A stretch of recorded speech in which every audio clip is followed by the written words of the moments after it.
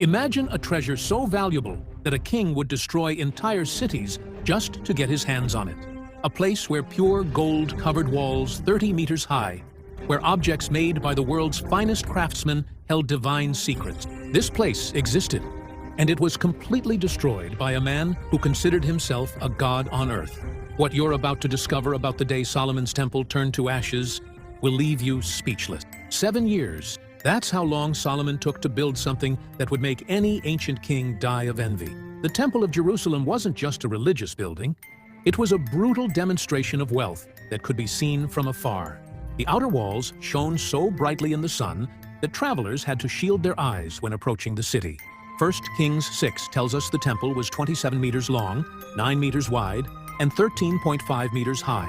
But the numbers don't reveal the true impact. Every inch of the inner walls was covered with pure gold. Not thin gold leaves, solid gold hammered over Lebanon cedar, the world's most expensive wood at the time. In the Holy of Holies stood the Ark of the Covenant, made of acacia wood and completely covered in gold. Above it, 2 solid gold cherubim spread their wings. According to 1 Kings 7, each cherub was 4.5 meters tall. This means these 2 sculptures alone contained tons of pure gold. But there was much more. The temple housed hundreds of sacred objects that today would be considered national treasures. The incense altar, all made of gold. 10 solid gold lampstands, each weighing a fortune. 100 gold cups for offerings. Knives, plates, basins, everything in pure gold. The Bronze Sea was one of the technical marvels of the era. A giant circular basin made of polished bronze, 4.5 meters in diameter, with a capacity of 44,000 liters of water. It rested on 12 bronze oxen, each sculpted with impressive details. The pillars Jachin and Boaz at the entrance were 8 meters high and covered with decorated bronze capitals. Each weighed several tons and cost a fortune to transport and erect. According to 1 Kings 10, the temple's fame spread throughout the known world. The Queen of Sheba traveled over 1,000 kilometers just to see with her own eyes if the stories were true. When she arrived in Jerusalem, she was speechless. Historians estimate that the gold used in the temple alone would be worth billions of dollars today. But for the Israelites, the value was infinitely greater. There was God's presence on earth, the place where heaven touched the world of men. For 400 years, kings of neighboring nations looked at Jerusalem with a mixture of respect and envy. They knew that attacking that temple would be declaring war, not only against Israel, but against God himself. Until one day, a man decided that not even God would stop him from having those treasures. This man commanded the deadliest army the world had ever seen, and he was coming from the north with an insatiable hunger for gold and power. Nebuchadnezzar wasn't just a king, he was a force of nature with a thirst for conquest. When he ascended to the throne of Babylon in 605 BC, he inherited much more than a kingdom. He received the most efficient war machine in the ancient world. According to Daniel 2, he saw himself as the head of gold of a statue, representing all the empires of earth. And he wasn't exaggerating. The Babylonian army had 180,000 soldiers trained to kill. They weren't simple warriors. They were specialists in siege warfare, military engineering, and psychological terror. They invented war techniques that would be used for centuries. Their soldiers wore bronze armor that reflected the sun like mirrors, creating an intimidating effect on the battlefield. They carried enormous shields, iron spears, and curved swords that cut flesh and bone with frightening ease. But the real terror came from the war machines. The Babylonians built mobile siege towers over 20 meters high. Imagine the scene. Giant structures approaching enemy walls, loaded with archers and soldiers ready to leap over the defenses. They also used battering rams, enormous logs of iron-reinforced wood, suspended by chains and operated by dozens of men. The sound of a battering ram hitting city gates could be heard kilometers away. Nebuchadnezzar had a simple and brutal strategy: completely surround the enemy city, cut all supply routes, and wait. He wasn't in a hurry. He knew that hunger and desperation would do the work for him. Daniel 4 reveals something about Nebuchadnezzar's personality that explains much. He was extremely proud. He built hanging gardens considered one of the 7 wonders of the ancient world. He erected the Tower of Babel, literally trying to touch heaven with his own hands. According to 2 Kings 24, when he looked at the map and saw Jerusalem, Nebuchadnezzar didn't see just another city to conquer. He saw a personal offense. How dare a small kingdom exist without bowing before him. Worse still, the Israelites claimed to serve a God who was greater than all Babylonian gods. This was unacceptable for a man who considered himself divine. Nebuchadnezzar had conquered Egypt, crushed Assyria, and dominated all Middle Eastern trade routes. Powerful kings trembled at hearing his name. Entire cities surrendered before his army even came close. But Jerusalem was different. It had something no other city possessed: divine protection. For centuries, armies tried to conquer it and failed. The walls seemed indestructible, and the people had unshakable faith that God would always protect them. It was exactly this kind of challenge that made Nebuchadnezzar's eyes gleam with excitement. In 605 BC, he received detailed reports about Jerusalem. His spies described the temple's riches, the strength of the walls, and the people's confidence. The more he heard, the more his ambition grew. Jeremiah 25 records that God had decided to use Nebuchadnezzar as an instrument of judgment. But the Babylonian king didn't know this. He thought he was just expanding his empire by his own will.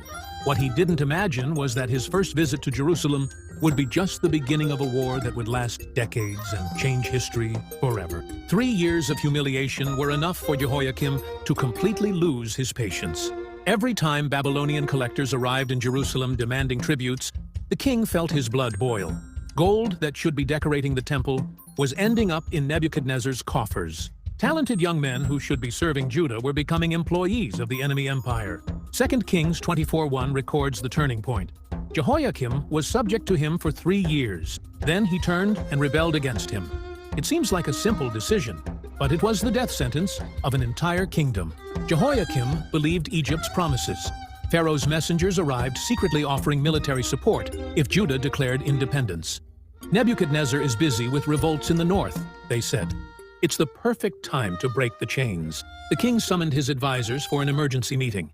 The discussion lasted hours. Some warned that challenging Babylon would be suicide. Others argued that national honor was worth more than life.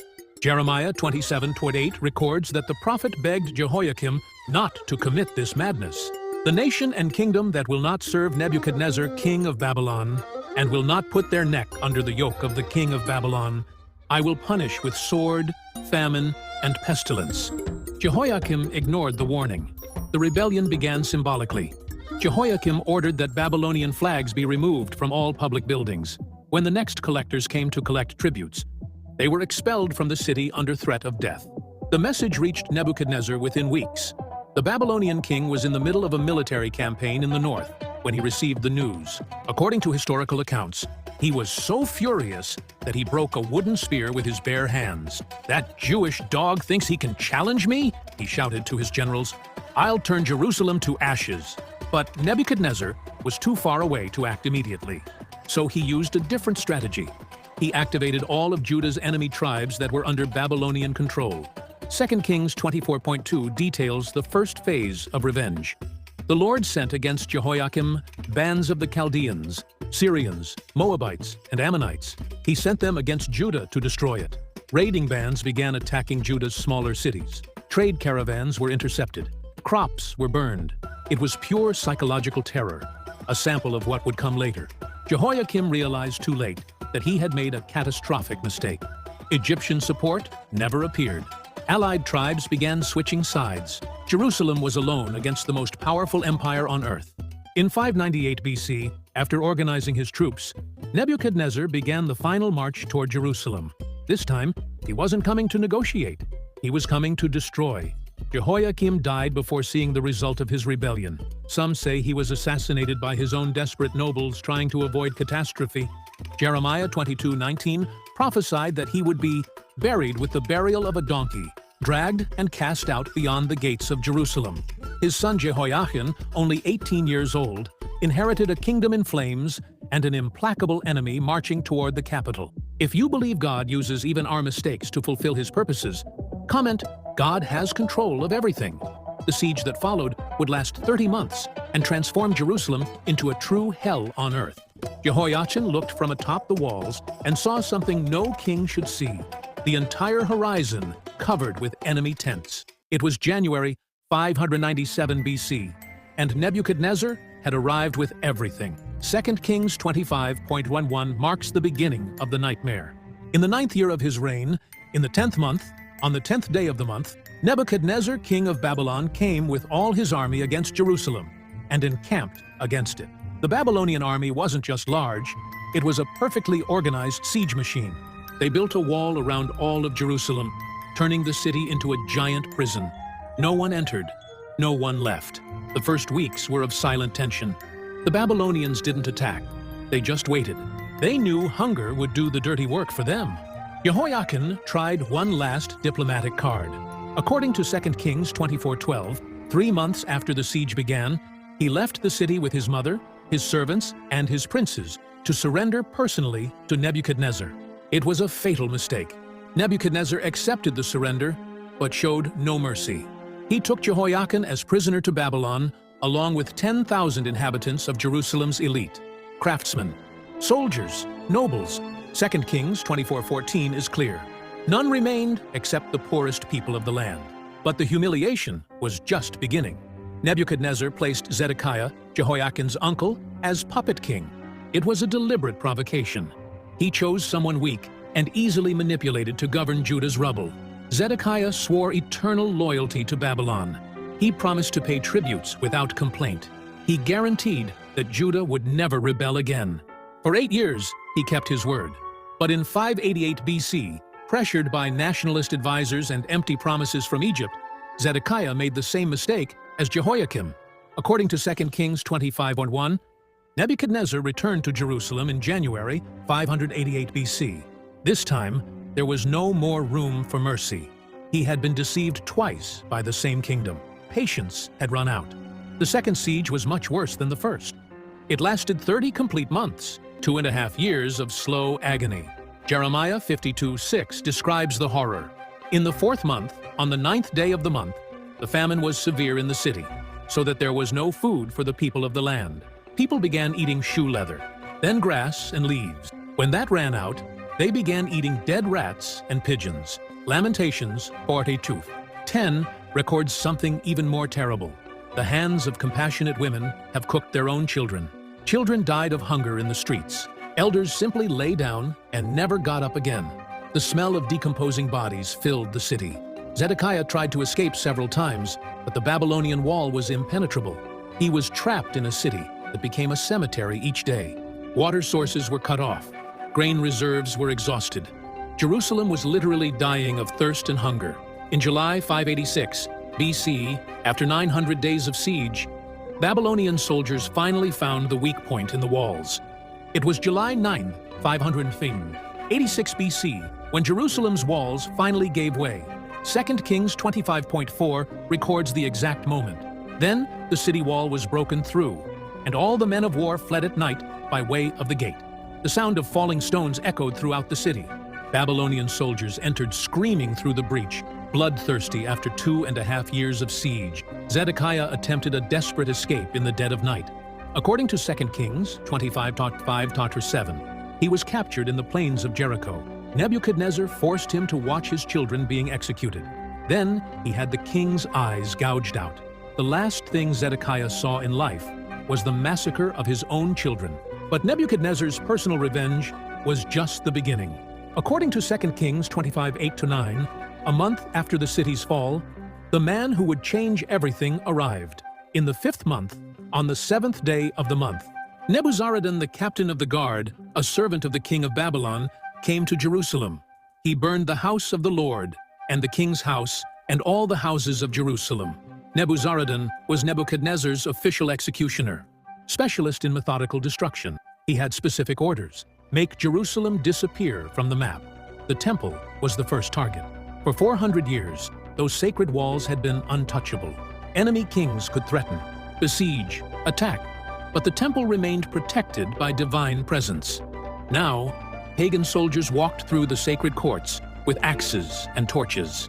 According to 2 Kings 25:13-17, they began with the most valuable objects. The Chaldeans broke in pieces the bronze pillars that were in the house of the Lord, and the stands and the bronze sea that were in the house of the Lord, and carried the bronze to Babylon. The bronze sea, which weighed tons, was broken into pieces to facilitate transport. The pillars Jachin and Boaz, landmarks of the temple entrance, were toppled and shattered. The sound of bronze being smashed could be heard throughout the city. Then came the smaller treasures, and they took away the pots and the shovels and the snuffers and the dishes for incense and all the vessels of bronze used in the temple service. Every sacred object that had been consecrated for worship to God became a war trophy. Cups that contained offerings became drinking vessels for Babylonian soldiers to drink wine. But the most shocking moment came when they entered the Holy of Holies. For centuries, only the high priest could enter there, once a year, on the Day of Atonement. Now, pagan soldiers stepped on the holiest place on earth without apparent consequence. The Ark of the Covenant, Israel's holiest object, simply disappeared. The Bible doesn't record what happened to it. Some believe it was hidden before the invasion. Others think it was destroyed or taken to Babylon. When they finished looting everything of value, Nebuchadnezzar gave the final order: burn everything. According to 2 Kings 25:9, he burned the house of the Lord and the king's house and all the houses of Jerusalem. Every great house he burned down. The Lebanon cedar, which cost a fortune to transport and install, turned to ashes in a matter of hours. The gold on the walls melted from the heat of the flames. Black smoke rose to the sky like a funeral signal visible for kilometers. If you understand that sometimes God allows destruction to bring renewal, comment, "I trust in God's plans." But the fate of the sacred treasures in pagan land held surprises no one could imagine. The carriages arrived in Babylon loaded with what remained of the world's richest temple. Nebuchadnezzar ordered that all sacred treasures be publicly displayed in the capital streets. It was pure military propaganda, showing the Babylonian people that not even the God of the Jews could protect his own house. Daniel 1:2 records where the sacred objects ended up. The Lord gave Jehoiakim, king of Judah, into his hand, with some of the vessels of the house of God, and he brought them to the land of Shinar, to the house of his God, and placed the vessels in the treasury of his God. The Temple of Marduk, Babylon's main deity, gained an entire wing dedicated to trophies from Jerusalem. Gold lampstands that once illuminated the holy place now decorated pagan altars. Cups consecrated for offerings to the true God became ornamental objects honoring stone idols. For Nebuchadnezzar, those treasures proved his religious superiority. If Israel's God were truly powerful, he would have prevented the looting. Since he didn't, obviously Marduk was stronger, but God had other plans. For decades, the sacred utensils remained stored as museum pieces in Babylon. Nebuchadnezzar sometimes showed them to important visitors, boasting of his military conquests. In 539 BC, 47 years after Jerusalem's destruction, everything changed in a single night. Daniel 5 records the feast that sealed the Babylonian Empire's fate. Belshazzar, Nebuchadnezzar's grandson, decided to make the final provocation against Israel's God. Then they brought in the golden vessels that had been taken out of the temple, the house of God in Jerusalem. And the king and his lords, his wives and his concubines drank from them. It was pure blasphemy. Belshazzar took the temple's sacred cups and used them to drink wine during a palace orgy. Drunk nobles toasted Babylonian gods using objects consecrated to the Almighty God. The divine reaction was immediate and terrifying. Daniel 5:5-6 describes the scene. Immediately the fingers of a human hand appeared and wrote on the plaster of the wall of the king's palace, opposite the lampstand. And the king saw the hand as it wrote. Then the king's color changed, and his thoughts alarmed him. The party stopped instantly. The music ceased. Hundreds of guests looked in panic at the wall, where an invisible hand wrote mysterious words. Many, many, Tekel, Parson. Daniel was called to interpret the message. The old prophet, now over 80 years old, looked directly into Belshazzar's eyes and pronounced the sentence, "God has numbered your kingdom and brought it to an end. You have been weighed and found wanting.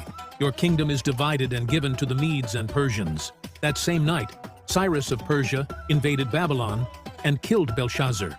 The new Persian emperor had a completely different religious policy.